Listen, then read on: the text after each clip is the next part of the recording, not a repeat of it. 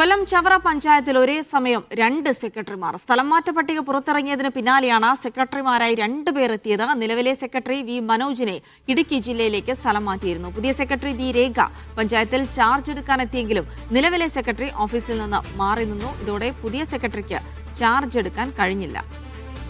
അനൽക സെയ്ദ് വിവരങ്ങൾ നൽകും. അനൽക, എന്തുകൊണ്ടാണ് ഇടുക്കിയിലേക്ക് സ്ഥലം മാറ്റം കിട്ടിയ സെക്രട്ടറി അവിടെ തന്നെ തുടരുന്നത്?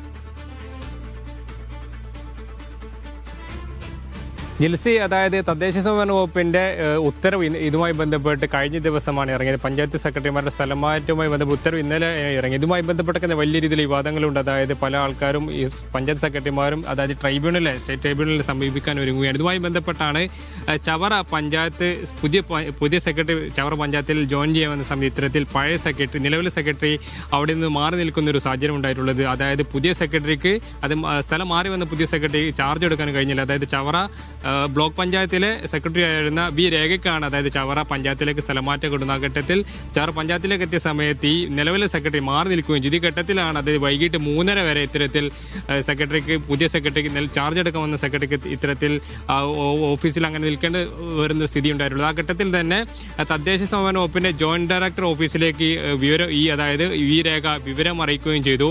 ഇതുമായി ബന്ധപ്പെട്ടാണ് അവിടെ നിന്ന് ഉദ്യോഗസ്ഥരെത്തി പിന്നീട് അതായത് രേഖയെ ചാർജ് എടുപ്പിക്കുകയായിരുന്നു. അതായത് നിലവിൽ ഈ ഇടുക്കി ജില്ലയിലേക്കാണ് അതായത് അവിടെ ഉണ്ടായിരുന്ന സെക്രട്ടറിയായിട്ടുള്ള മനോജിന്റെ സ്ഥലമാറ്റം കിട്ടിയിരിക്കുന്നത്. മനോജ് സംസ്ഥാന ട്രൈബ്യൂണലിനെ സമീപിക്കാൻ ഒരുങ്ങുകയാണ്. അതിൽ ഇതുമായി ബന്ധപ്പെട്ട് ജില്ലക്കകത്ത് തന്നെ പല പഞ്ചായത്തുകളും പല പഞ്ചായത്ത് സെക്രട്ടറിമാരുമായി ബന്ധപ്പെട്ട് സ്ഥലമാറ്റ ഉത്തരവുമായി ബന്ധപ്പെട്ട് ട്രൈബ്യൂണലിനെ സമീപിക്കുമെന്നാണ് ഇപ്പോൾ നമുക്ക് ലഭിക്കുന്ന വിവരം.